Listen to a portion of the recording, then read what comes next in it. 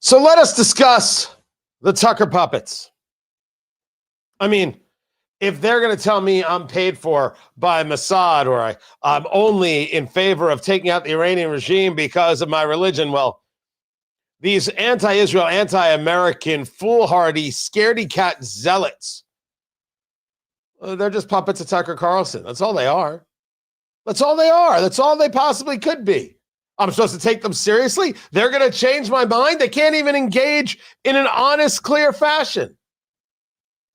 What silliness.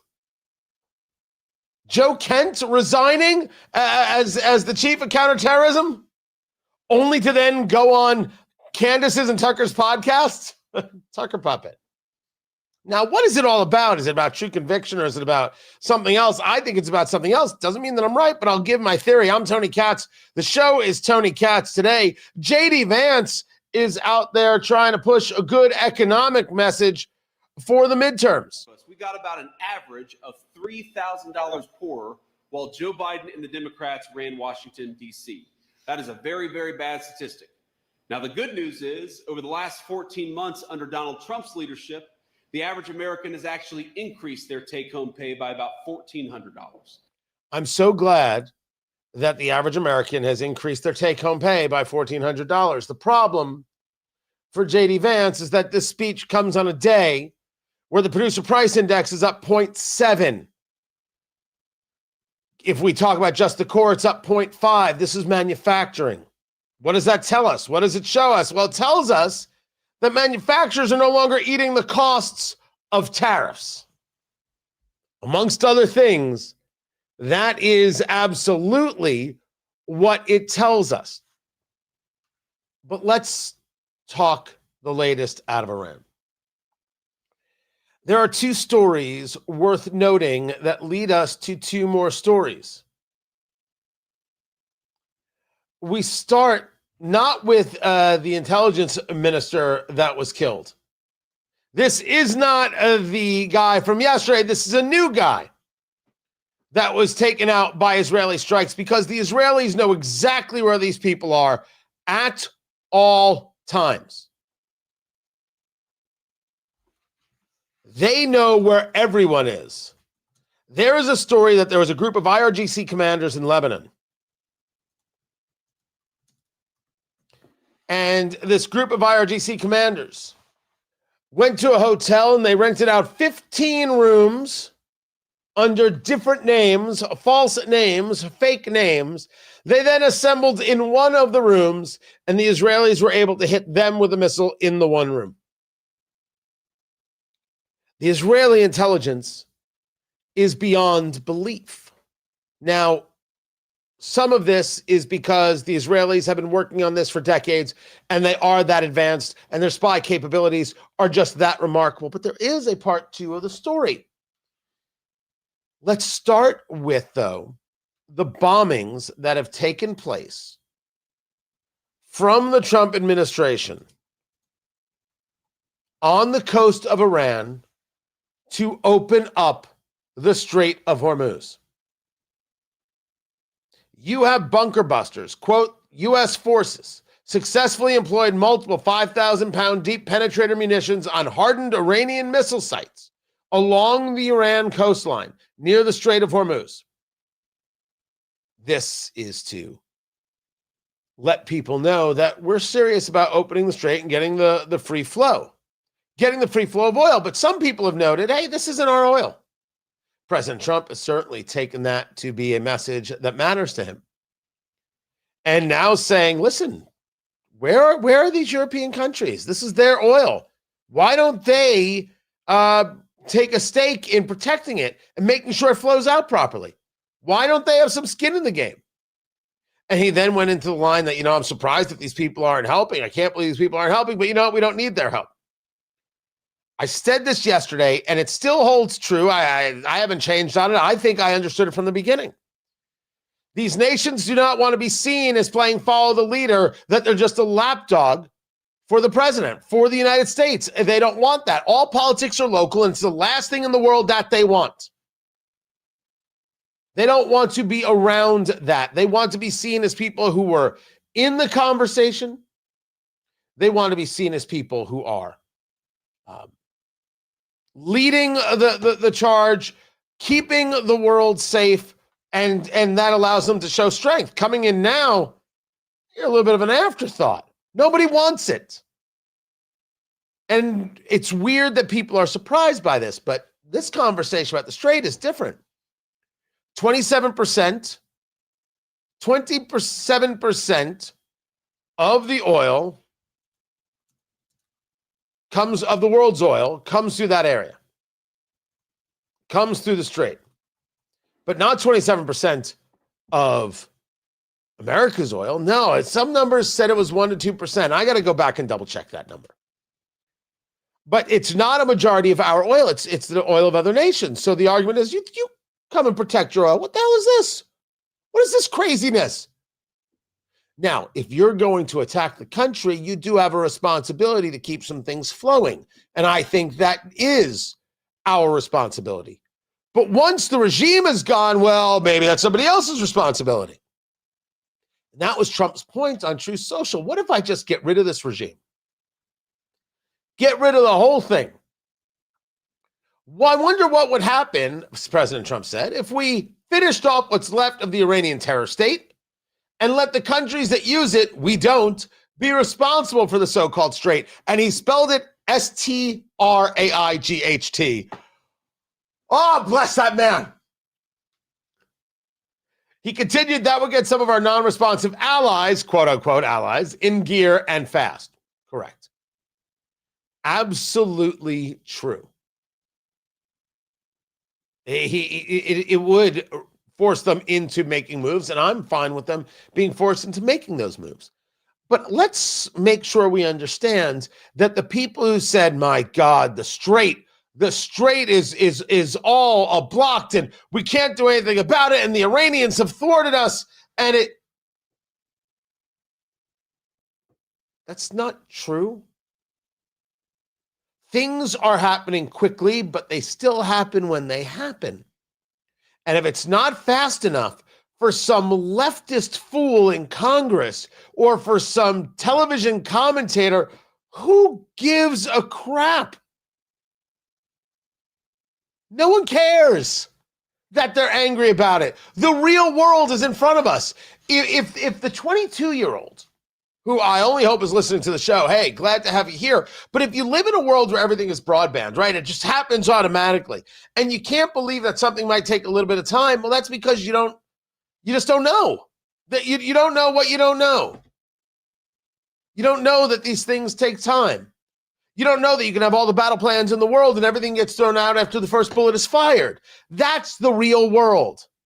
And all of these questions are, when are we going to be out? And why did this happen? And how come you don't know this? And how come this didn't happen perfectly? Because nothing happens perfectly. The other side is shooting back at you, which is why you need grown-ups. You need grown-ups who are in charge, and you need a steady hand that's leading them. Not somebody who's going to be all reactionary. Committed, convicted, focusing. That's what we have. It takes time. And yet, with the taking time, things are moving at a good clip. So this move now to start getting oil flowing in the Strait, which I think we could all agree, if this thing is to extend out 30 days, 60 days, pick your number, it's a problem. It's a midterm problem. It's unquestionable. It's unquestionable that it's a problem. We shouldn't think otherwise. But as we look at this, and as we look at those people screaming and yelling and upset and the forever wars and Trump lied to us and Iran was never a threat, someone actually asked me. Someone actually asked the question, how does war with Iran actually benefit the average U.S. citizen? Now, I responded by saying, well, a terrorist regime that engages in terrorism, no longer financing or committing acts of terrorism, is good for the average U.S. citizen. Learn more every Monday through Friday by following my show. But I really, as I think about it, there would have been a better answer. And the better answer is war with Iran doesn't help the average American citizen. Killing every member of the Iranian regime until the sons of bitches are dead, that does. I don't need a war. I just need them gone. It's not my fault that they're terrorists. It's not my fault that they support terrorists. It's not anything I did. I just don't have to live with it, and neither do you. Neither do the Iranians. I'm telling you right now, you have to read this story. I will have it up on Tony Katz today so you can grab it. It is worth the subscription to the Wall Street Journal, which I do indeed subscribe to. Israel's hunting down Iranian regime members in their hideouts one by one. It is unbelievable. The strength and the capability of the Israeli intelligence agencies is beyond belief. And one of the things you learn from the story is that the American left, they want America to lose. Senator Chris Murphy, Representative Ro Khanna, pick your cable news outlet, pick your loser on social media. They want America to lose. The woke right, which has decided that hating Israel is more important than having a sexual relationship, they clearly want to see Iran remain. I don't know if they 100% want America to lose, but they're very okay with the Iranian regime remaining. And that'll be a lesson to us not to do these things again. The rest of the free and thinking world, and the world that wants to be free, wants the Israelis and the Americans to come out on top. And how it was possible that Israel was able to find and do away with Ali Larijani, a guy who was in charge of their intelligence apparatus, is that they received tips from the residents in Iran. The Iranian people want the U.S. and Israel to succeed, and the woke right Tucker puppets want Iran to succeed. What side do you want to be on, kids? What side do you want to be a part of? In which world do you live? I didn't say you liked war. I didn't say you wanted war. I didn't say that you feel like President Trump said we wouldn't do this and then we're doing this. Now, some of us understood that Trump's a pragmatist and he'll do what is necessary at the moment. The first rule of Trumpism is Trump wins. The second rule of Trumpism is that a deal can always be made as long as it adheres to the first rule of Trumpism. He's got a history of talking about Iran. He's got a history of discussing the issue here. This isn't surprising. I'm just thankful and amazed that finally an American president is engaging the way they should after 47 years of terrorist attacks and terrorism financing.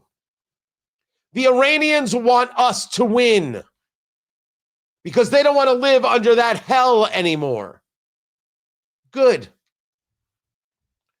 The Israelis are so good that they have been able, they say, as the reporting goes, they've dropped 10,000 munitions on thousands of different targets. They've been able to take out the Basij leadership. Now, I think I'm pronouncing that right. So this is not the IRGC, the Islamic Revolutionary Guard Corps, right? That's the military part. This group is like, think of them as a gang that has some concept of structure. These are Islamist Iranians who just want to go around beating people up, and their violence is all hell. They're like Antifa with better uniforms. And the leader of this Basij forces got killed, so they're now wondering how they're going to function. Can they function? Where's the money? Where's the this? Where's the that? Which gives the people more of an opportunity to rise up. They're not there yet, in that they still have the IRGC shooting at them every single night, if anybody should gather. But there have been a lot of Iranian leaders who have been killed. And at one moment, as the Wall Street Journal reports the story, an agent of Mossad, which I am not. Who knew that would be something I would have to say on a regular basis? Actually, I did. I knew that the woke right and the anti-Israel Jew-hating left, led by Ilhan Omar and Rashida Tlaib, would eventually lead you to this moment. The Mossad agent speaking in Farsi to an Iranian police commander said, "Can you hear me?" On a phone call. "We know everything about you. You are on our blacklist, and we have all the information about you. I called to warn you in advance that you should stand with your people's side. And if you will not do that, your destiny will be as your leader. Do you hear me?" Meaning you're going to get killed. To which the commander says, quote, "Brother, I swear on the Quran, I am not your enemy. I'm a dead man already. Just please come help us." The Iranian regime is getting ripped apart. And now what we need for them to do is fall. The IRGC to fall. And for this terrorism supporting regime to be over and done with. Then let the people rise up and rebuild their lives their way. I'm Tony Katz. This is Tony Katz Today.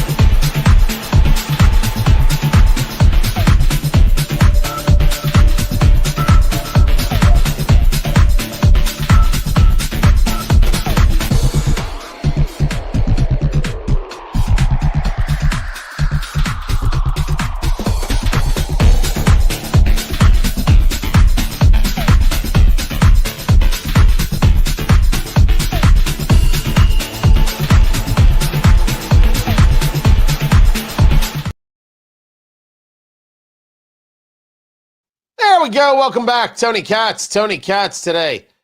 Guys, good to be with you. I need to get to some of these comments because some of them are just, people have a hard time learning. This is a mess. Good job, Trump. Everything you just said is wrong. You should know it. You're just wrong. We're not going to agree to disagree. It's just wrong. It's ridiculously wrong. It's the kind of thing you say when you have never read anything about what's going on. You have no historical connection to anything. You have no perspective. You don't know how the real world works, and you're not even willing to read a news story. It's just lame, man. If you want to bring lame, just bring it somewhere else. You know, I'm sure Candace gets comments. Bring it there. She'll really appreciate that. You know, lowbrow, no actual thinking kind of comment. She'd love it. Got to admit, I feel better. I am very much focused on how this woke right scourge, first of all, is just gonna rip us apart in the midterms. Just so maddening. But I appreciate the fact that we call out our own. The left doesn't do this. Ilhan Omar is a Jew-hating bigot. Rashida Tlaib is a Jew-hating bigot. And they don't get called out by their own. They are hidden and kept safe and from criticism. It's just horrifying. And that's why I don't listen to the left talk about any of this stuff. Clean your own damn house. But if we're going to see 20 to 29-year-olds, men, falling in with Tucker, Not good. That's a real issue. And so I have been kind of obsessing on that subject for a few weeks. And then I saw the resignation of Joe Kent, and I said, oh, that's outrageously helpful. Because that's a real big expose of what's really going on and who's in it for what. And I'll get into that coming up. Right now, let's get back to the show. So the SAVE Act is not going to get passed. It's just not. And Democrats are out there rallying like they do, pretending that they've got a case when they don't even know what it is they're saying. I've called this act over and over again, Jim Crow 2.0, and they hate it. I've gotten 50 million right-wing attacks on my email because I said it, and you know why they attack it? Because they know it's the truth. It is 50 million. 50 million emails. Okay, we can all understand that it's hyperbole. We can all understand that Chuck Schumer, who can't make a cheeseburger, believes that Black Americans are too dumb to get an ID. It's what he says. Why do you think he's opposed to the SAVE Act? Because he wants illegal immigrants to be able to vote. And his argument against having an ID to register is that Black and brown people and women are too dumb to get an ID. I do not know why Black and brown liberals and women liberals are okay with this kind of talk and being spoken about this way. I, for one, would be furious. They seem to be fine with it. What exactly are some people willing to do to win? Well, I mean, Chuck Schumer will lie through his teeth. He's a fraud. But the SAVE Act won't pass because the votes aren't there. And even people like Senator Lisa Murkowski, a Republican from Alaska, are opposed to it. Her argument is that some of her people live in very rural areas and getting these documents will be difficult. I don't deny that it might be difficult. I'm just not willing to say no to voter ID. Difficult it might be. It still has to be done. Some things are difficult. That's that. Yes, Lisa Murkowski has to go. But I like the vote being called, and I like the conversation being had because I want these people on the record.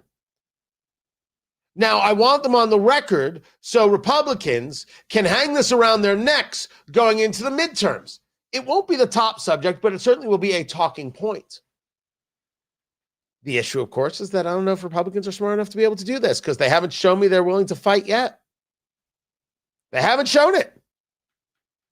I think that's a real problem. Keep it here. This is Tony Katz today. Find everything at TonyKatz.com.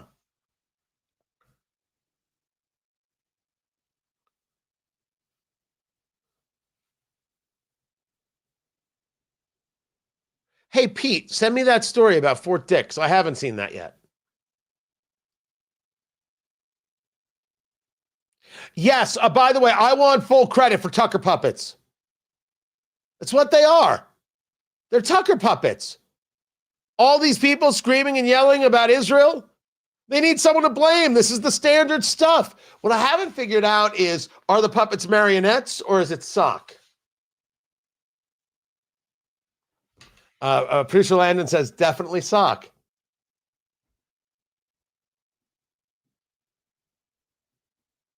The Tucker puppet is not as well put together as the Jeff Dunham puppet. Not at all. Not at all. We are India with our... Are you from India? First of all, hi, welcome. Glad you're here. Really, where? Where are you from? That's very cool. If that... I only hope that's true. That's very cool. Where are you from? How did you find the show? I'd be curious to know. Now, Gabriel, it's about time I see someone talking about this. What exactly was I talking about that made you put that in there? Trump dodged the draft in his early 20s because he was too scared. So why can he command our military then? Did he dodge the draft or did he have the whole toe thing?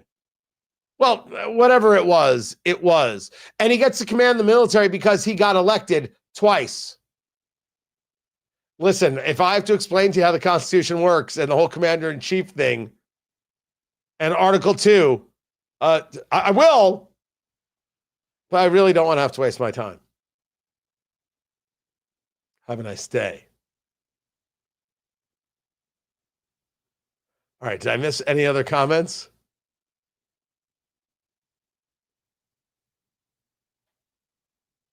There we go.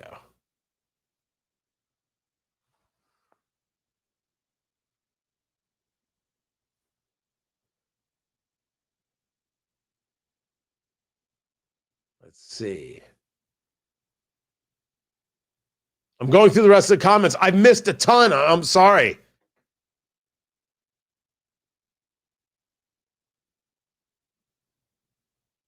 What watch am I wearing today? So this is the Fledman von Riest in the Harborside turquoise. This is the Hanoverian. Sorry, I have that on the microphone. In the Harborside turquoise right there. Assembled in Indiana. And then goes directly to you. And you can go to shop.vonriest.com. Use promo code Katz and get your discount right there. And how's the lighting on that right there? There it is. I don't know why. Oh, I didn't put the crown back in. I said it earlier today. I didn't put the crown back in. So the time did it when the time wasn't going. And now you can see the second hand is moving. That's my fault. The watch works just fine. I was like, what just happened? Right there. Really do like them. I'm hoping we get to continue to work together. Sometimes you never know how these deals are going to go. And I've got things that I want to do with them.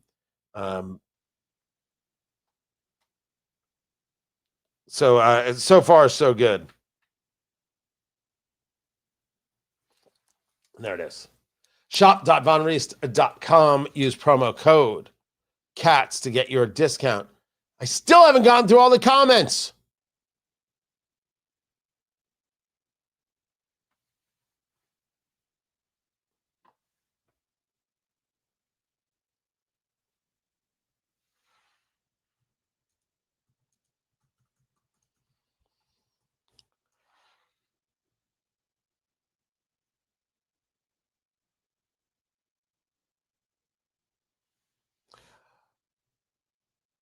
So there's a lot of movement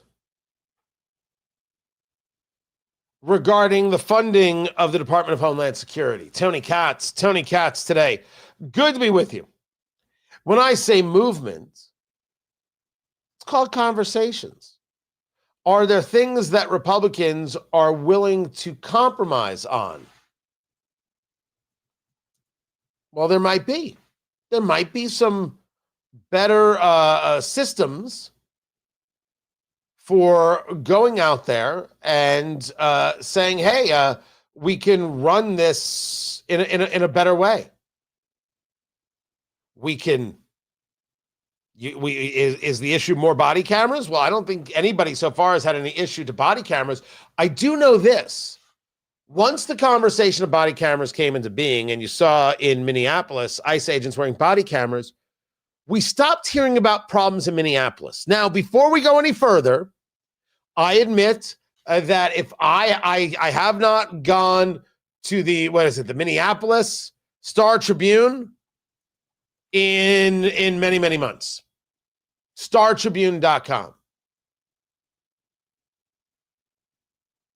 When I get there, I have a story about the surge from the White House. I have a story about a hazing incident involving a high school basketball team. I've got money, a story about money on a bridge. You know what I don't have a story on? At the Star Tribune? I don't have a story on any violence towards ICE agents. Well, they're all gone. No, they're not all gone. Once the cameras came on board, we stopped hearing about things. Where are the observers? Where are the people in the streets? saying, well, this is just unacceptable. Where are the leftists to say it's wrong to ask for an ID and then demand an ID of everybody who's driving through their neighborhood? That happens. You can't make this stuff up. I have no capacity to make this stuff up. I can spin a pretty good yarn, which, by the way, ages me like nothing else. The expression spin a pretty good yarn. And I could not have come up with that. We oppose IDs. Anybody can come into the country. But if you want to drive through our city, we have checkpoints and IDs. You have to tell us where you're going and why you're here. I swear, the people in Minneapolis were just 4 seconds away from funny little mustaches and saying, papers, please. You started the body cameras, and all of a sudden everything got better. People stopped being insane. And you know that we've had deportations in New Orleans, in Louisiana. No fights, no anything. So maybe ICE doesn't have to change all the ways it does things. Maybe it learned from some of the things in Minneapolis and already made the changes. And I don't think there are many of us who are opposed to the idea of an agency saying there's a better way to doing something, Americans saying there's a better way to do something, and do it. My argument has been, do not stop. There can be no stopping. ICE must continue to remove illegal immigrants, and who cares if the left is angry about it? Screw them. I don't care if they're angry. Why are they opposed to the SAVE Act? Why are they angry about these things? We will get into that, because I have a little snippet from a senator by the name of Merkley out of Oregon that will explain it all, right? Like Clarissa explains it all. Do you know what that pull is, producer Landon? You don't know Clarissa explains it all? Okay. I think I hit on something of Gen X, and then I will have a fair amount of people saying, how do you know what that is, Tony? That's awkward. It's going to be a very interesting series of emails and texts I'm about to receive. But one thing that is not up for debate is the idea of judicial warrants, which is what the left is clamoring for, which is a no, and tells the story of how okay they are with illegal immigration, how important they think illegal immigration is, and how much they are trying to protect it. I am not a lawyer. I went to some sites. I spoke to some people. What is it that I'm dealing with? I have a basic understanding of how this works, a basic understanding. I'm more than willing to hear other people, including you, Tony at TonyKatz.com. On Twitter X, Tony Katz. The chat room is open. 833-GOT-TONY, 833-468-8669. Thrilled to hear from you. ICE warrants are administrative. They're issued by immigration officers. Judicial warrants are signed by judges. So there is a series of difference. The understanding that I have regarding these warrants is that if indeed you are requiring judicial warrants,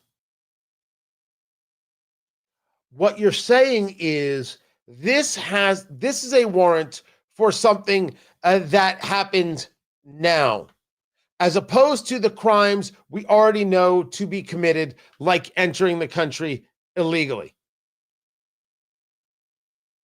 Immigration has always been enforced through administrative warrants. This, according to Senator Ron Johnson.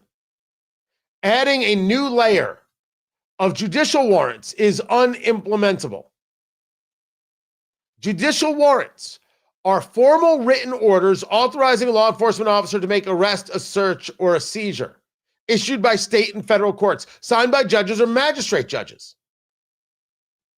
They are more specific than administrative warrants. Addresses, time frame, targets, etc. Administrative warrants authorize law enforcement officials or law enforcement officers with federal agencies to make an arrest or seizure, but not a search. An administrative warrant does not confer authority to enter a home or private area. This is why you don't see ICE agents walking into just anywhere. They wait for the person to come out of the courtroom, wait for them to come out of the house. They are finding them as they're traveling from point A to point B. That's why that takes place. Administrative warrants are not reviewed or signed by a federal judge or an immigration judge. They're reviewed and signed by immigration officers.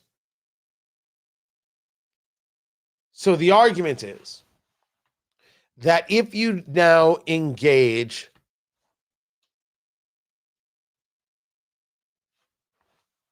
the idea of the judicial warrant and not an administrative warrant, you will now not be able to reach people who have broken the law based on what has happened, and it can only be based on what it is going forward. And then you put on this another level, another layer with certain specificities that while we know who the lawbreaker is and the law that is broken, and they are here legally, that we're saying that they are now required to have a Fourth Amendment right in the protection of their house papers, effects, and against unreasonable searches and seizures.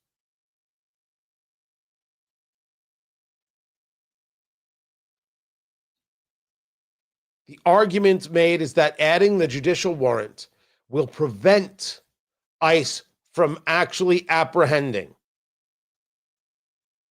and removing people who should not be in the country from the country.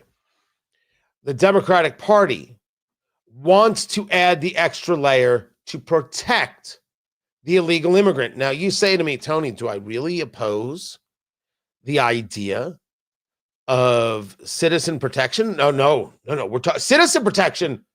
Oh, absolutely. Citizen protection, 10,000%. We're not talking about citizens. We're not talking about citizens. We're talking about illegal immigrants. We're talking about people who have committed that crime. And if we're now going to say that there needs to be yet another standard, a standard that we would apply to the citizen, to the non-citizen, then we're saying that they're citizens. And I would argue clearly in front of anybody that they don't deserve that right. Not at all. Not for a second. The answer is no. They don't get that. We're not going to give that to them. And this is, now I will admit, I've explained it generally, but not perfectly. And I could have a bunch of people saying, "Hey Tony, don't forget this. Hey Tony, you're on the basics, but talk a little bit more about this part. Here's something you need to remember." Right? There could be a bunch of that. I'm all open to it. The 30,000-foot overview. Democrats want to make it more difficult to remove illegal immigrants from the country because they want them here and they don't care about the safety of American citizens. That's the overview here. Why do they favor, why are they opposed to the SAVE Act? Why do they favor illegal immigrants being able to vote? People engaged in fraud being able to vote? Well, they're telling us because that's a constituency. I will share that with you in a little bit. It is clear, very clear, that anybody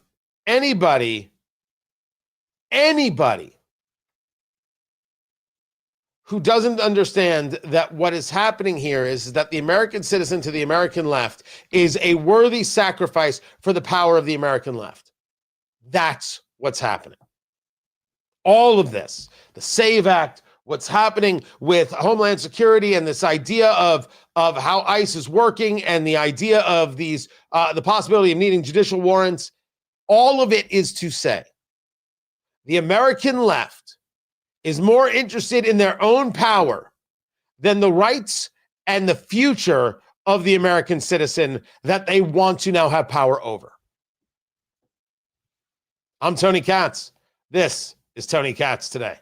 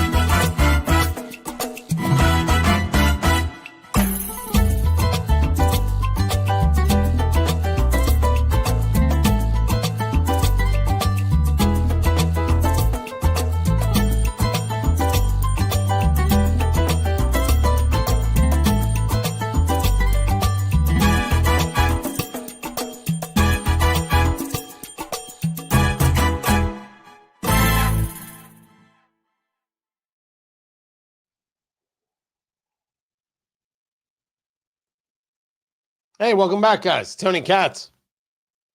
Tony Katz Today. I was just, what was I looking for?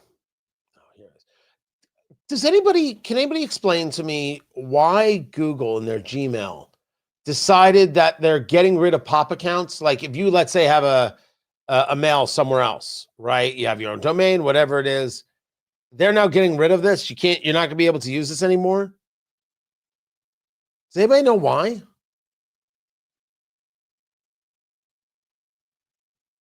What made them make this decision? What they're changing?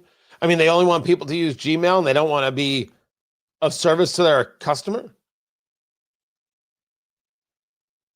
I don't understand why they made the move. Is there something technically going on? And are all of these mail services now? I got to go to every single mailbox. I can't put everything under one roof.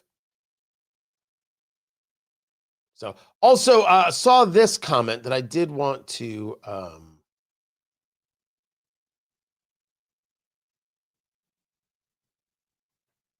me see, where is it?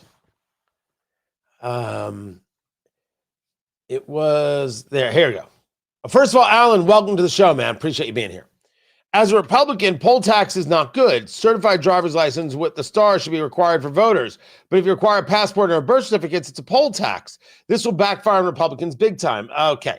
It is not a poll tax to be able to prove who you are. And if a driver's license is okay, but other documentation is not okay, what we're arguing is a conversation of cost. Poll tax is the idea that it should not cost you anything to vote. I am in favor of making all of those things free once a year. And the cost should come directly from the salaries of government officials. I'll solve the problem. I don't think this backfires at all. I think ensuring who we know who's voting is everything. Producer Landon, where are we? 30 seconds. Hot diggity dog.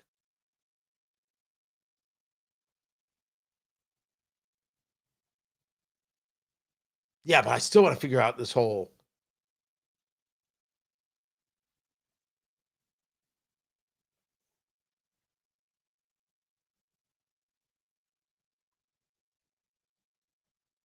Yep. I will let him do just that. All right.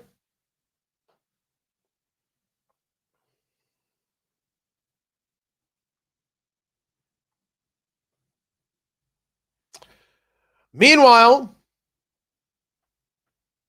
you have Markwayne Mullin in front of the Senate committee. The Senate committee, Homeland Security, which he needs to approve his nomination out of committee so he can be confirmed. And it was contentious because it turns out the chairman of the committee, Rand Paul, hates his guts. But Markwayne Mullin, the senator from Oklahoma, did say that Rand Paul being attacked by his neighbor and having 6 ribs broken, that he deserved it. The record should show, and I think will show, a lack of contrition, no apology, and no regrets for your support. You completely understand the violence that was perpetrated on me. You're unrepentant. The only thing you quibble about is whether I met you somehow when you were in the house. I don't think we ever met when you were in the house. And this idea that the only thing you're upset about is not that you were for violence. What you're upset about is that I called you a liar because you said it to my face, which really more about this machismo that you have. When in Oklahoma, the media asked you about the refugee welfare programs, the programs you voted to continue funding, it was this whole idea that you were going to transfer because you were uncomfortable, your anger, low impulse control, causes you to then go after and decide that you're going to go after me as well. And so you say you completely understood that I was assaulted from behind, had 6 ribs broken and part of my lung removed. And that was just fine. That's something that you, I guess, approve of as far as resolution of political problems. When I talked to you privately on the phone, there was no apology. You just said, well, we can let our political difference, go by. And you said a few minutes ago, we can just set it aside. Yeah, it actually got rougher from here. I said it before, I'll say it again. If Markwayne Mullin thinks that his past won't be utilized against him, that statements won't be utilized against him, well, he's out of his skull. Out of his skull. Some people will say, maybe Rand Paul is too close to this and maybe he shouldn't be chairing the committee. Katie Britt, who's the senator from Alabama, wanted to introduce Markwayne Mullin. And Rand Paul said, we're not having that. We're not doing that in the committee. We absolutely are not doing that. There is some petty here. And some of it comes out and it really plays against Rand Paul. Some of it, the guy got attacked and you said, good. It's a story. I do think Markwayne Mullin will get confirmed. I think it's going to be way closer than he wants. I think you might have J.D. Vance showing up. I think. And all this makes me wonder, if there was going to be a real issue with getting Markwayne Mullin confirmed, why would President Trump pick Markwayne Mullin? And maybe things happened very quickly with the removal of Kristi Noem that he had to move fast? Maybe. I'm Tony Katz. Something else. I've got more of it to share in the third hour. And I will. I will absolutely do that. So with that, I will get into how the woke right has jumped the shark. Just going to laugh and move on. That's all there is. Laughter and moving on.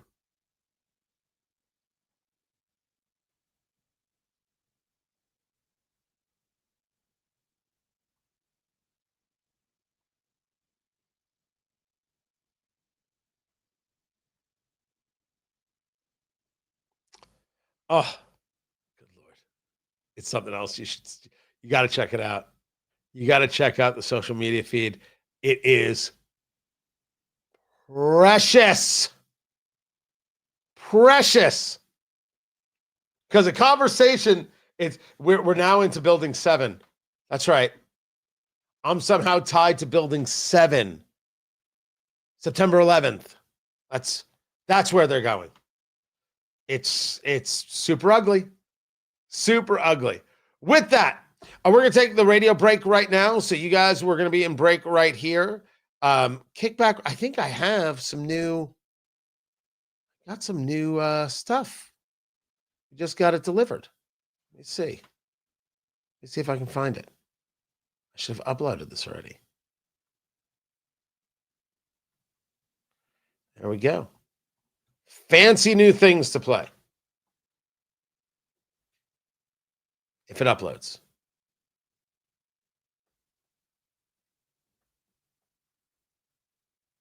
Let's see. Let's find out. I'm staring at it. Oh, right now. Seeing if this thing will upload up. Yes, but we'll get into the woke right. What the Joe Kent story tells us. And then, of course, the jumping of the shark. I've got all of that coming.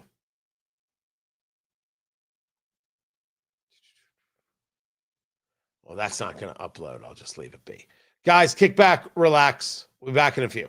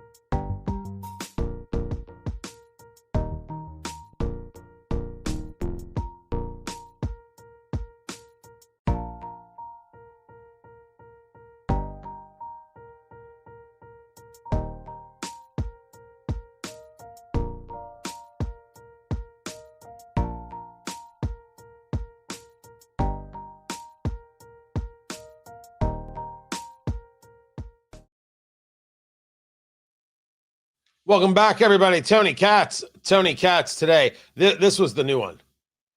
Look at that. Huh? It's got bouncing and there's a spiral. It's trippy. And you just watch this and you're immediately like, wow, this is what meth is like. It's not what meth is like. I don't know what meth is like. But it's a little trippy, right? So that's the new one right there. But I still have to use the music. I have to use the royalty-free stuff. Because then we're getting... So I mean, I can have stuff made. Like, I would pay somebody to make the audio for me. I would do that. But anyway, that's what that is right there. Oh, I missed some comments. I missed some comments going on right there. Everyone is out of their mind in the comment section. It's good to see everybody in the chat. Yes, we do simply just block out all the chat weirdos. We don't waste time. I'm not interested. It's not fun. I get it. You've got something stupid to say, or there's an insult. Congratulations. Now you've done that. You have proven to everybody why you don't have a girlfriend, and now you have to go. And so that's what we do. Just gone. Just gone right there.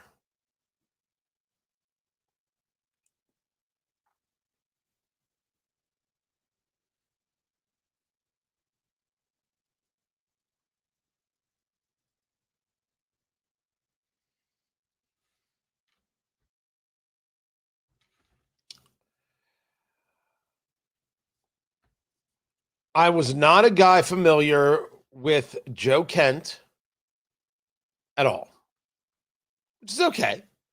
I don't have to be familiar with everybody. That I remembered that he was a nominee to be in charge of counterterrorism. Sure. After that, I don't recall thinking of his name. Now, discussions of Tulsi Gabbard as the director of national intelligence, yes. Whether Tulsi Gabbard was going to be able to provide full reporting, full details, full analysis in intel was a real question about whether or not she could be trusted in this capacity based on her past. Tony Katz today. Good to be here. Good to be with you. Find everything at TonyKatz.com. Phone number 833-GOT-TONY, 833-468-8669.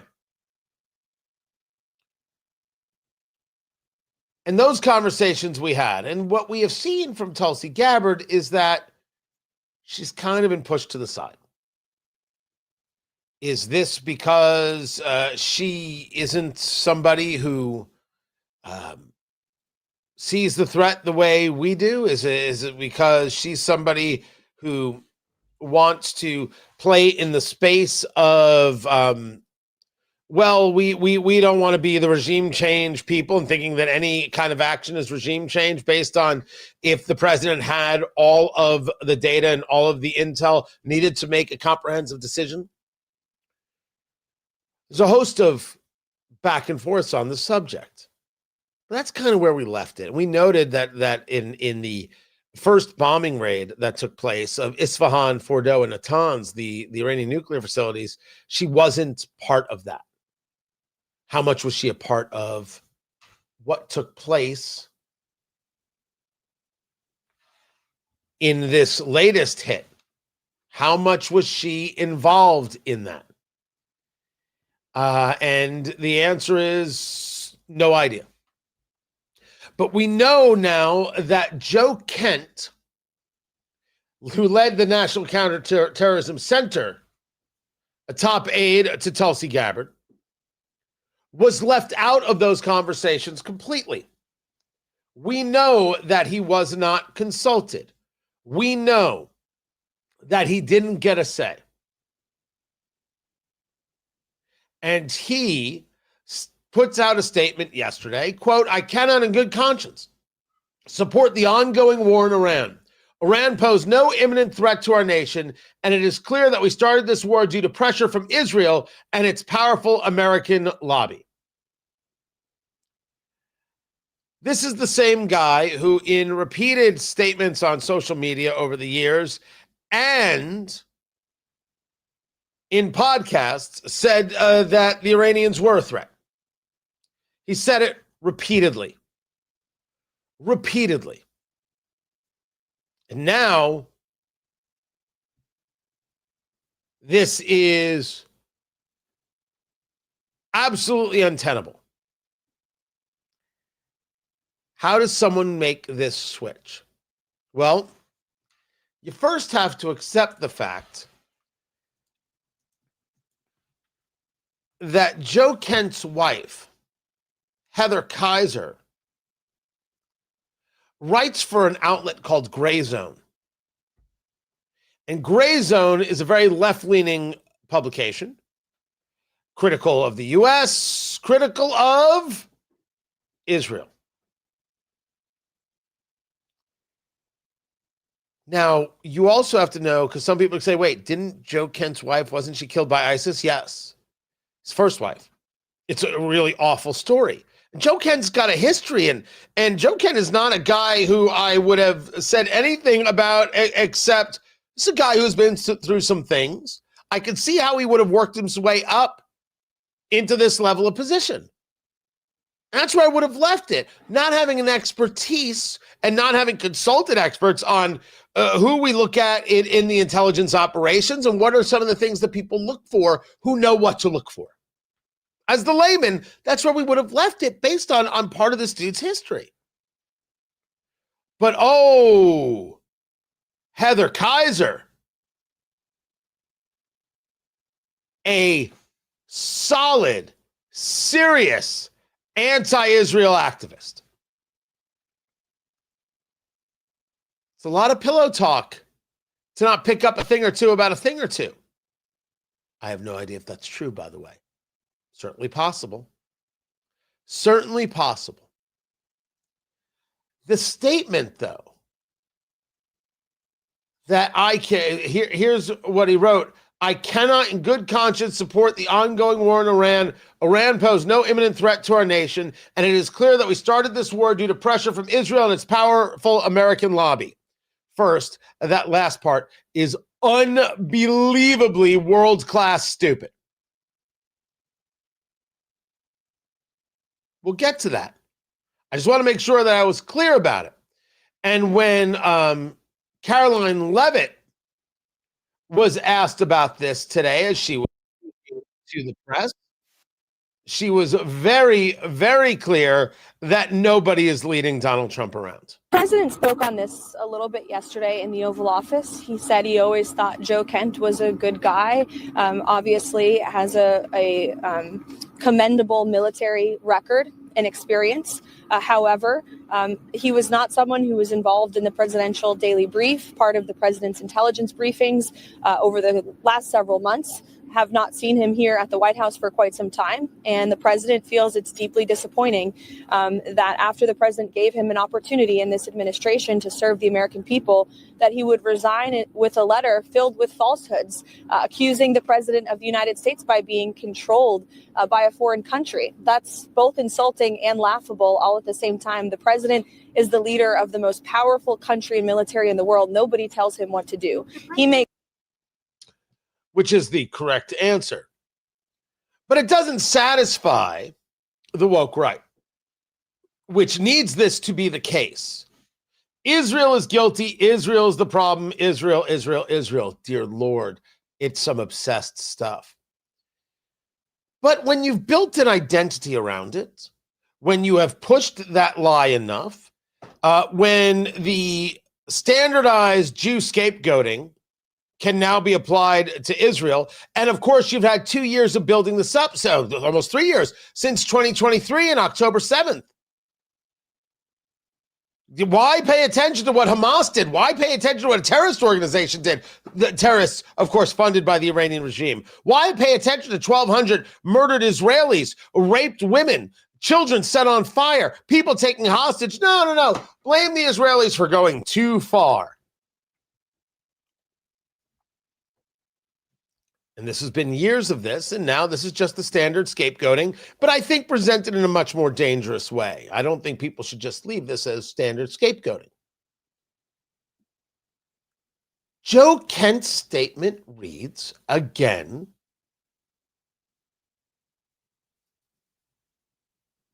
that I cannot in good conscience support the ongoing war in Iran. Iran posed no imminent threat to our nation, and it is clear that we started this war due to pressure from Israel and its powerful American lobby. The only thing clear, Joe, is that you are a Tucker puppet. Now, what is a Tucker puppet? I brought it up a couple times. If you follow me on Facebook, Tony Katz Radio, if you see things, if you follow me on Twitter X, Tony Katz, there are people who will tell me that I only believe what I believe because I'm Jewish and therefore I'm a puppet of Israel. They are unabashed about this insanity. I'm paid by Mossad. I haven't gotten a check yet. Was it worth the $7,000, Tony? I don't know. Is that what they pay? Is that the going Mossad rate? I don't know. They don't care that it's true or not true. It doesn't matter. Attack, denigrate, destroy. Guys, I've been through this and so have you. These people out there on the Twitter, they're all Tucker puppets. They're being used by Tucker, used by Candace, used by Megyn Kelly. They're being used for clicks and likes and maybe dollars. One of the things that we have to ask ourselves is, how did this happen to these people? And maybe the answer is this is where they think the audience is.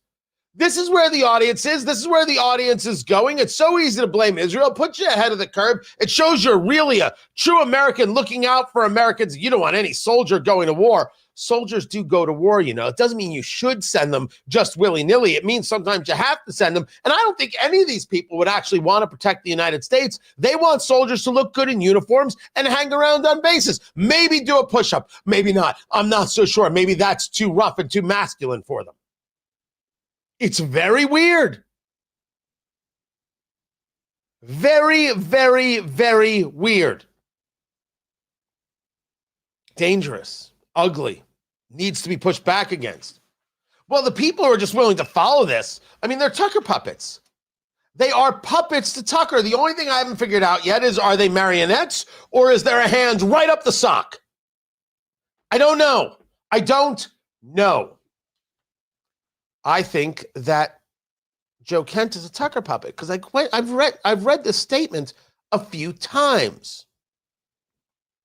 How is it possible that after 18 days, that's when you decided you could no longer in good conscience support the ongoing war in Iran? What the hell is that? What is that? Israel posed no imminent threat to our nation.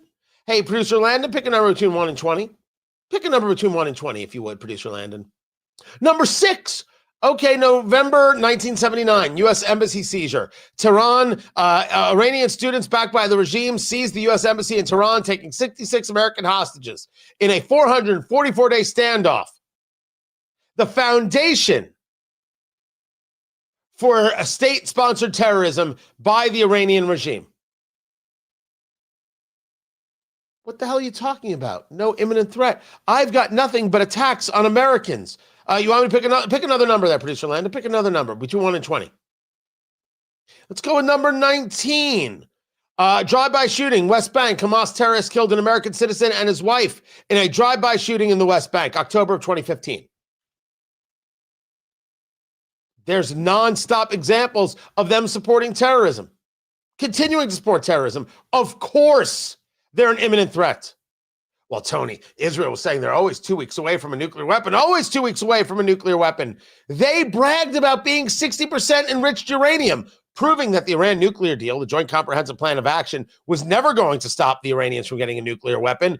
And all of those no good, ridiculous Obama bros lied. They lied. Was not imminent. Was no imminent threat to our nation. Again, the childlike nature of imminent. It's a term utilized without any meaning. if they were planning to do harm to the United States? Isn't that imminent?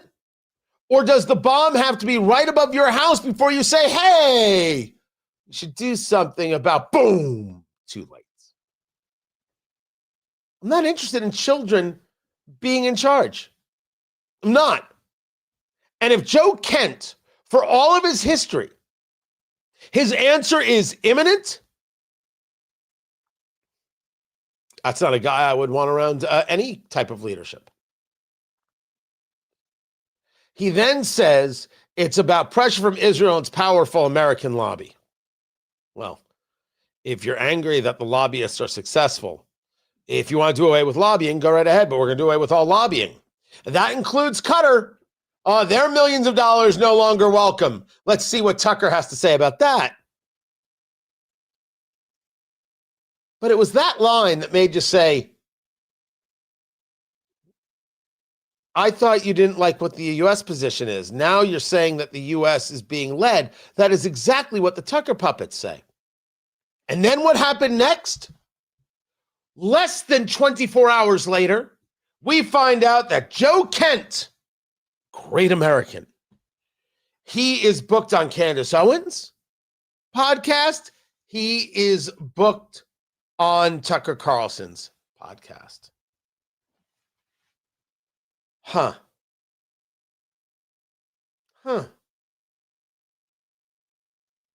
So yeah, I'm going to stand on conviction, but maybe there's an opportunity to build a nice base here, and I could be a real part of this conversation that seems to get viewership and maybe some dollars, maybe some opportunity.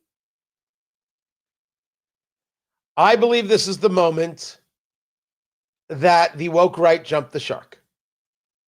Because now it's obvious to see that Joe Kent wasn't involved in planning. Joe Kent was pushed to the side. Joe Kent was not somebody who was taken seriously. Joe Kent decided to wait 18 days before standing on principle. Did he think things would be over in 16 days? Oh, I totally disagree, but as long as it's over quick, I'm fine. Or was he trying to set up his next gig? You see, if you oppose it, you oppose it. You walk. He didn't walk. He waited. Did it take him 18 days to figure out the statement? Was that when everybody was available to do the podcast? Was there something else going on at play? I think you believe this? I have no idea what you believe or what you don't. But what does it look like? What it looks like is you quit, Joe Kent, in a way that would bring you the most woke right people to your side. You quit in a way to make yourself popular, not in a way that you have a real objection to what's happening. You damaged your own credibility. Just like a Tucker puppet. That's what it looks like. That's what we're calling it. And my God, don't ever let these people near power for a second. You can't be safe with these people around. I'm Tony Katz.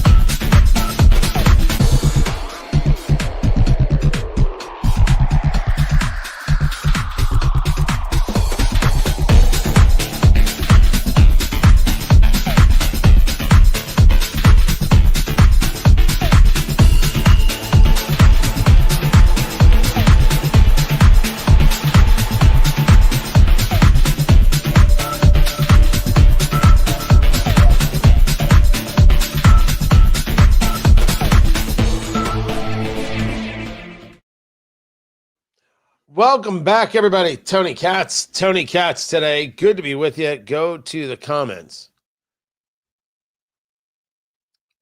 Oh yeah, it's catchy. Tucker puppet. Tucker puppets. Think I could order a Tucker puppet? Just make it part of the. It kills me, by the way. The whole thing. 5 years ago, you were looking up to Tucker. You were watching him engage conversations and quite literally creating conversation in the nation. You know how hard that is? That is unreal. People can comment on conversations. How many people are starting them? He was. And then he went out on his own, and Fox maybe did him a little dirty. Maybe they knew he needed the guardrails. And those first couple interviews are knockouts. You see the millions of views. You're like, look at that. And then he interviews Putin, and some people are upset about it. What do we say here? You have a chance to interview Putin. You interview Putin. Of course you do. Then what does he do? He puts out videos that says, look how great Russian supermarkets are. Look how terrible our supermarkets are. And then we said, oh, that's just dumb. Because it was. It was wrong and it's stupid. It's fundamentally dumb. It's an ignorant thing to say. Well, Tony, have you ever been to a Russian grocery store? No, I have never been to a Russian grocery store. Correct. You're going to argue that the society there is better than the society here? That is crazed. Our issues do not make us worse. It is better to live here than in a totalitarian state. And then it just fell apart from there. And it's horrifying to watch. I can remember I was thinking of a television show idea, and I had done an episode. And I literally made an appointment and went to his office and sat in his office and said, what do you think of this? That was it. Like, I didn't ask for anything. It was over a decade ago. To this? Horrible. Bring it up. So we were talking about the SAVE Act and the Democrats' opposition to it and the screaming and the yelling and the caterwauling and the anger about having voter ID. How dare you? How dare you think we have to have voter ID? And they're having these events and they're gathering everybody together, everybody. And they're like, this is just so terrible. This SAVE Act, which requires ID to register to vote, it's the worst thing that ever happened in the history of mankind. This tooth and nail. We are fighting this tooth and nail. It is so despicable. It is so outrageous. And we need your help, not only to stand here, but to let all America know what this really is. We're letting all America know what this really is. You, Chuck Schumer, and you, the Democratic Party, want it to be okay for illegal immigrants to vote. That's why you're opposed to voter ID and registration and voter ID when you vote. Now you say to me, Tony, that's not true. This is Senator Jeff Merkley of Oregon. His words on the floor in the well of the Senate, not mine. This bill is about stopping groups from voting who tend to vote for Democrats. This is, again, about rigging the next election. If rigging means stopping illegal immigrants from voting, then yes. If rigging means stopping fraud, absolutely. The argument made by the senator from Oregon, Democrat, is that this bill will stop those who engage in the possibility of fraud or those who shouldn't be voting from voting, and he's upset about it. You know the whole thing about the quiet part out loud? This was the not quiet part, quite literally screamed on the floor in the well of the Senate. Unbelievable. The SAVE Act matters. This is Tony Katz today. Now, I know it's not going to pass. I know that. But they're not shy. They are not shy. What I don't have is any Republican willing to, in the rhetorical, never in the physical, punch Chuck Schumer in the face. No one's willing to do it.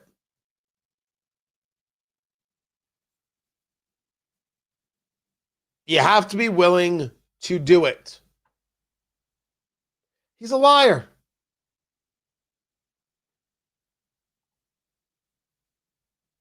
And he wants illegal immigrants to vote.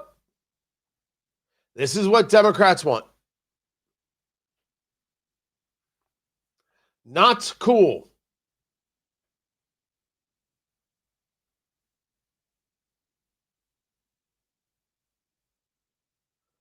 Let me see.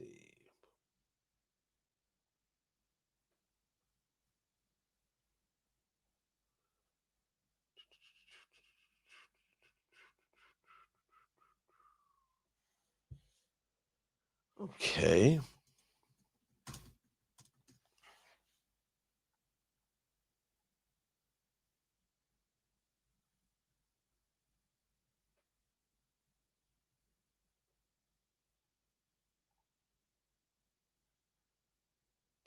Let me see if I can do this right here. Give me 1 minute, guys.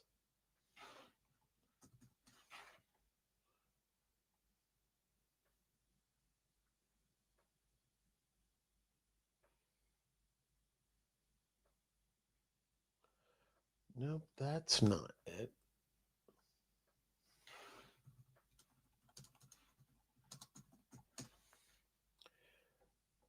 These people are going to make me get a whole new email setup, aren't they?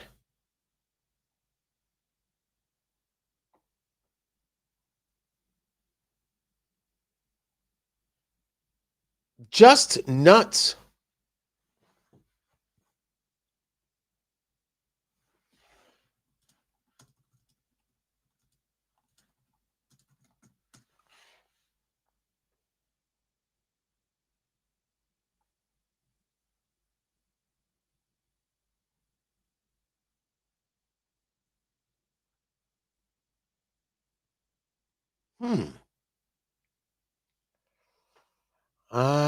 They are going to drive me a bit crazy.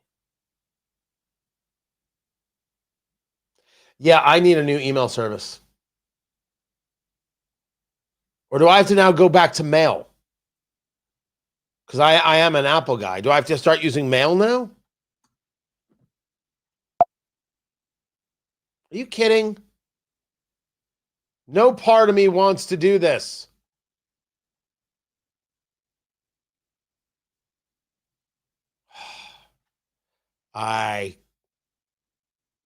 Savagery. Savagery.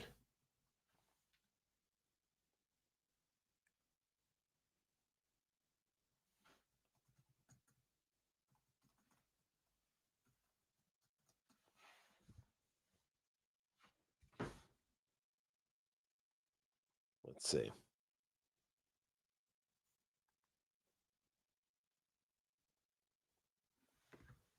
They're going to make me move back to mail. That's horrifying.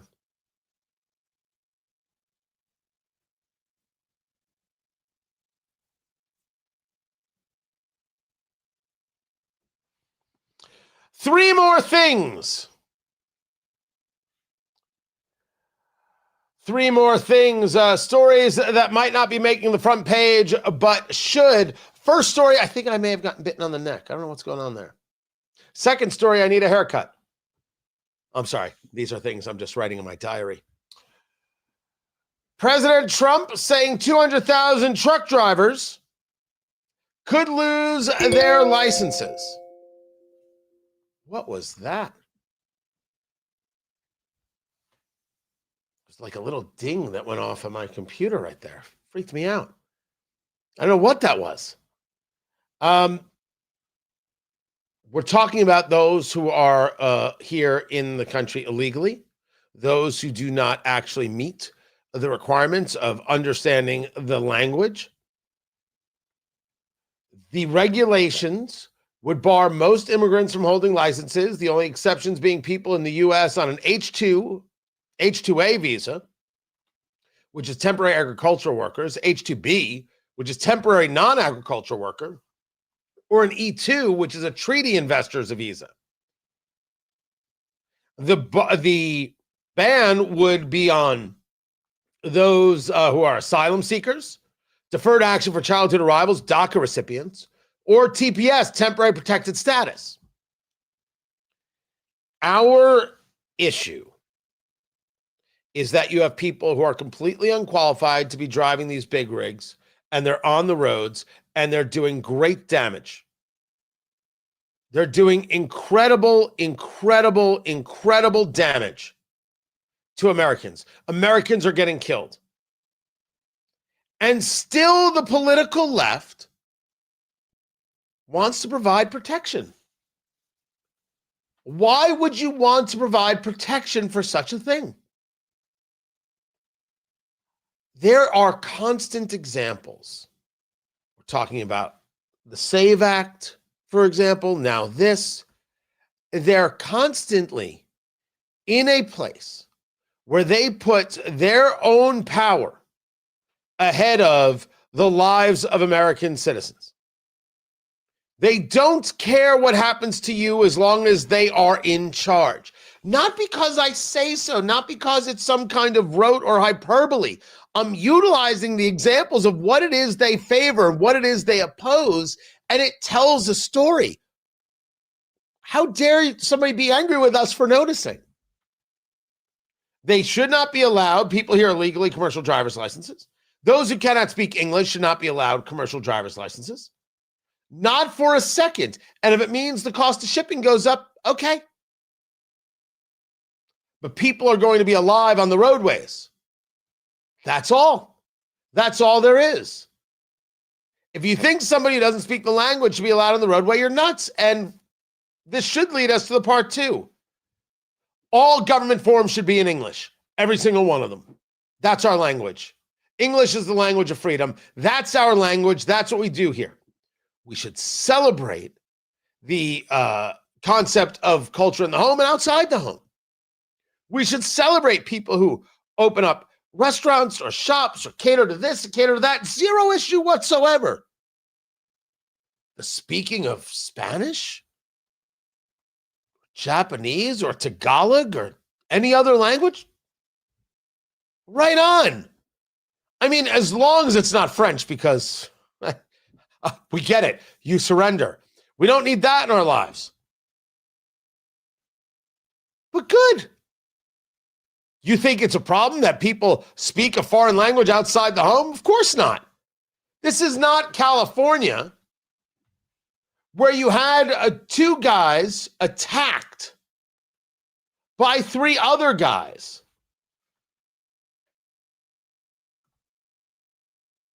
Because they were speaking Hebrew. You know that happened. Where you now have arrests that took place. They found the three guys who did this. Two guys going into a restaurant, they're speaking Hebrew to each other, they're American, and three guys attacked them. It's a very, very unsafe place, is America, I'm going to be told. For Jews, actually, I'm never told that. I'm told it's unsafe somehow for Muslims because it's Islamophobia. It's not even a real word. It's not. I would laugh at you. Fear of Islam. No. Fear of Islamists. Sure. Unquestionable. The test should be in English. And you have to know English in order to have a commercial driver's license. You have to be fluent. Didn't say you couldn't have an accent. You have to be fluent, and you have to know idioms. Little slang things that Americans use. You got to be able to know that. This is the right move from the president. Smart move from the president. I would love to know from truckers where they're at with this. Because will it mean more work for you? Because you've got already truckers have really weird regulations they have to follow about when they can be on the road and the amount of time they have to take off. And if it's traffic, it still counts towards road time. And it's all really weird. So along with this, what are we doing in the regulatory world that's affecting negatively truckers to zero benefit to anybody else? Just we're claiming safety and it doesn't actually come. I would love to know that answer. Feel free to reach out. Vladimir Zelensky, we're talking about the leader of Ukraine, has made many, many, many mistakes. He's made mistakes in how to go about trying to get people on his side. He has made mistakes in speaking to the president in the Oval Office. He has made mistakes by saying, I am the serious leader of Ukraine and we're going to fight these Russians. But first, let me partake in this photo shoot with Annie Leibovitz. He's made many mistakes. But when his country got attacked, he didn't run. I respect it. His country has got a fair number of problems. This is not a place where everybody is perfect. There is a fair amount of corruption, and there's been a fair amount of waste. There's been a fair amount of waste of our money and our help. And I, like you, don't like it at all. What I've always stated was I want to send them bullets and guns and hardware to take on the Russians and keep the Russians at bay. They don't deserve this. They've never, ever deserved this. But where Zelensky has made his biggest error is that Zelensky couldn't figure out how to make this about something bigger than the Russians invading Ukraine.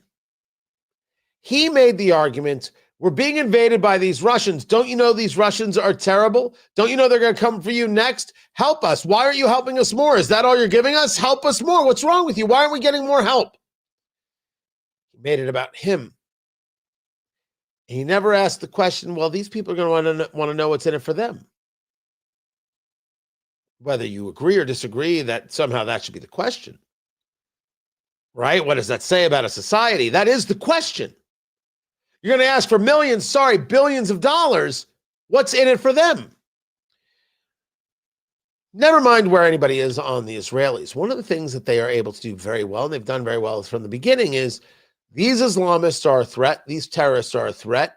We are fighting this fight for all of Western civilization. We are willing to take on this fight.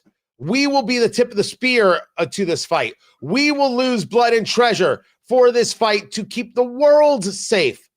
The only thing we ask is for a little help. That is the way they have gone about phrasing these things, and it has had, of course, very, very good success. So Zelensky, as the war starts, the United States hitting Iran, Zelensky says, you know what, we're ready to help. I'm sorry, what are you going to help with? Well, we got some experience with drones. And you got to admit that the Ukrainians have done an unbelievably good job utilizing drones to attack the Russians and dealing with drones coming towards them. The drones are Tehran-designed Shahed drones. That's what the Russians have been using a bunch of. And so he puts out to the United States that whenever it is possible for us to help defend civilians or U.S. nationals, without second thought, we sent our teams. We knew immediately we had to help. And then he followed it up with, on Twitter X, quote, I would like the U.S. not to perceive Ukraine as a country that merely asks for help. That is not the case. Ukraine is defending interests and values.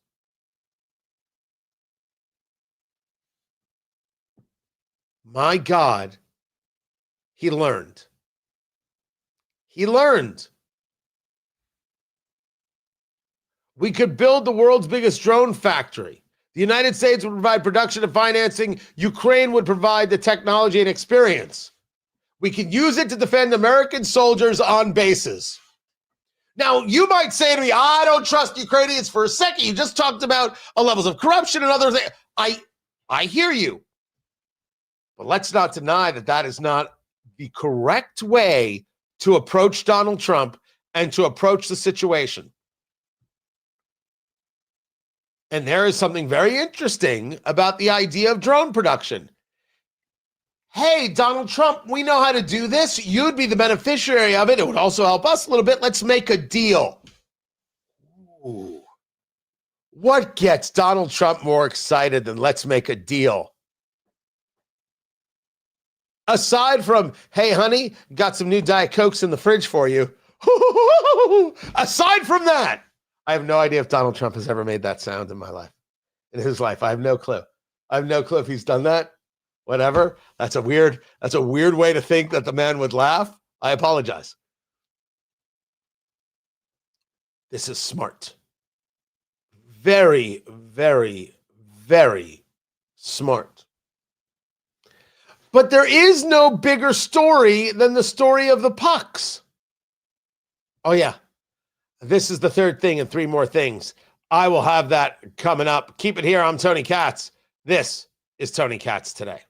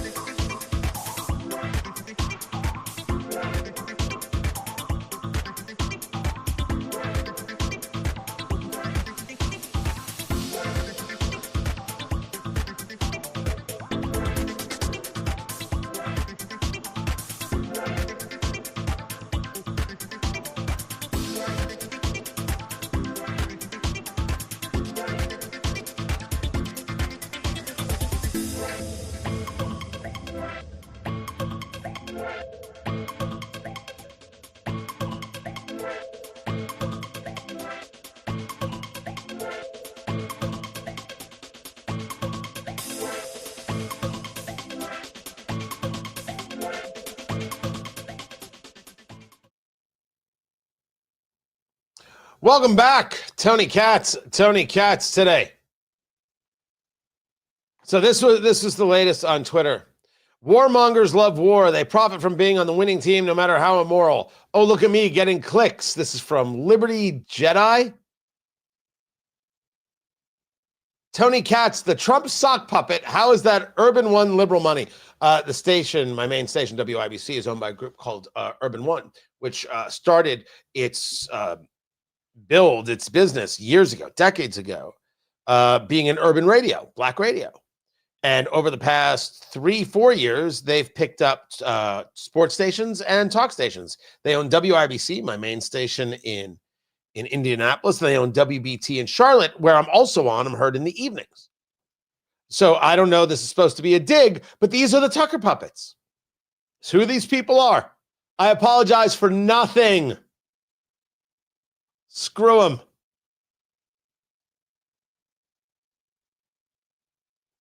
By the way, if that my weird laugh Trump impression gave you a tingle in your toes, you should see a doctor immediately. My God, what's wrong with you, Ken? What is wrong with you, dear? That's just crazy. All right, so I've got this, and there it is. And the CIA director now saying Iran posed an immediate threat to the U.S. Is that right?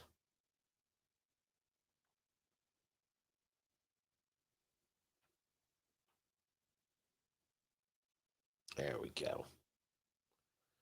There we go. There we go. There we go. That's a little bit of salt and pepper. Here I go. Here I go. Here I go again.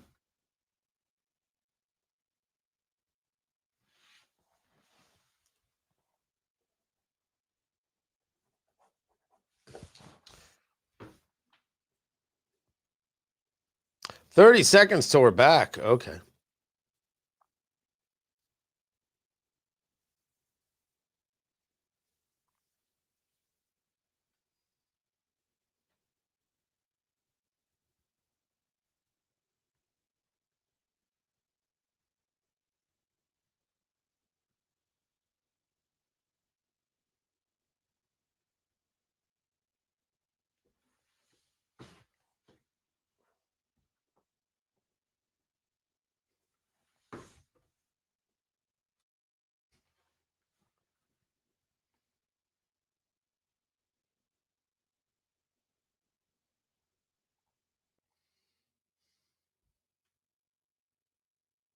I've heard some analysts say that Iran could have had a functioning intercontinental missile to threaten the United States in as few as 6 months. Would you agree with that assessment? If left unimpeded, yes, Senator, they would have the ability to range missiles to the continental U.S.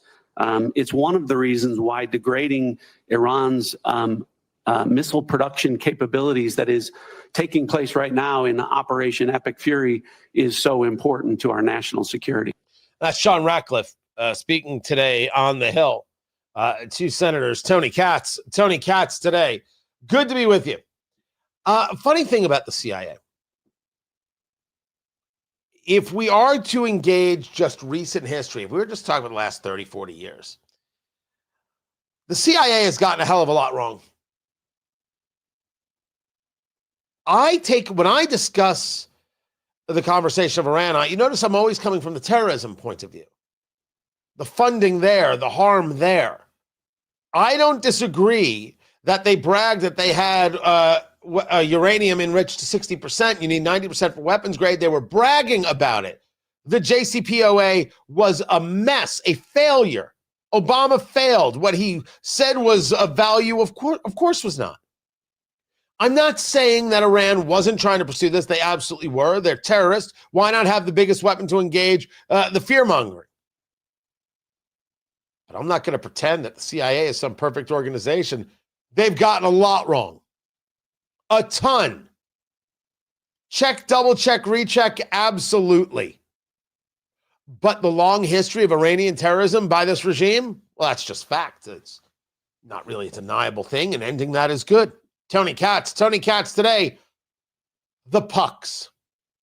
Jack Hughes is angry. He is the hero of Team USA, men's hockey, Olympics, gold medal.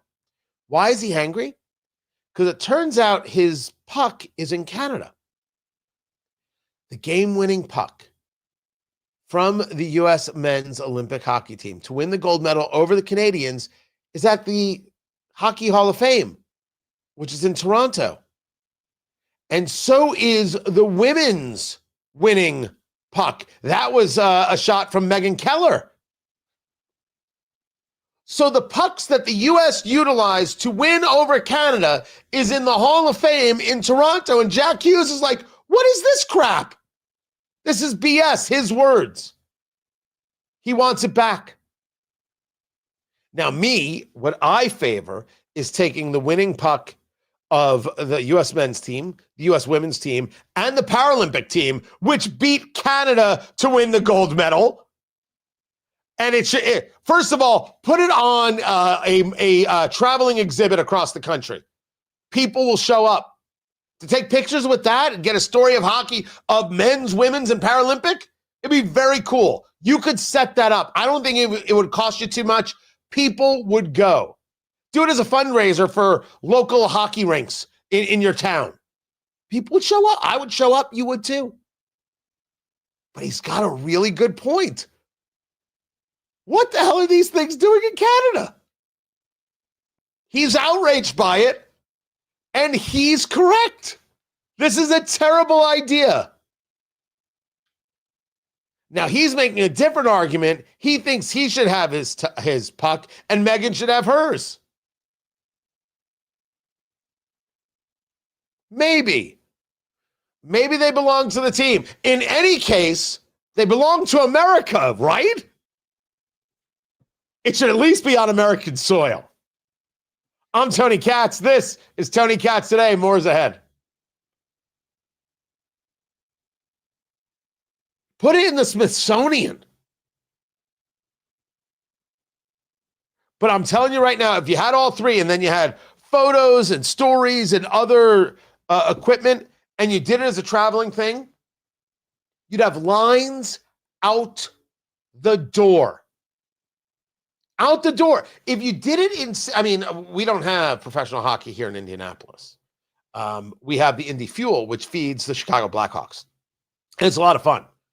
But if you did it in cities that had NHL teams across the continental U.S., and you set up for 2 weeks, it would be non-stop. Maybe it's not 2 weeks. Maybe it's only 3 days. The amount of money people would spend, the amount of money you could raise in those 3 days would be unbelievable. It would be sold out. People would line up for it. And then coordinate to have one or two members of some of the teams to sign autographs. People wouldn't care what members. They'd be like, yes, please sign this. Kids will talk about it for the rest of their lives. I'm off base? Honestly, am I off base? I don't think I'm off base. I think they go out of their heads for it. Out of their heads. Guys, the radio show continues at WIBC.com. So you should be there and listen to the show. Appreciate y'all. We did a really good job getting rid of the trolls. I'm proud of us. Excellent work. They'll be back tomorrow, but what are you going to do?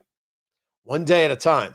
I appreciate you. I can't thank you enough for being here, enough having faith in the show and being supportive. Really and truly. Can't thank you enough. I'm back tomorrow. Be sure to tune in at noon. Subscribe on YouTube. Tony Katz. Get that done. Catch you tomorrow, guys. Take care.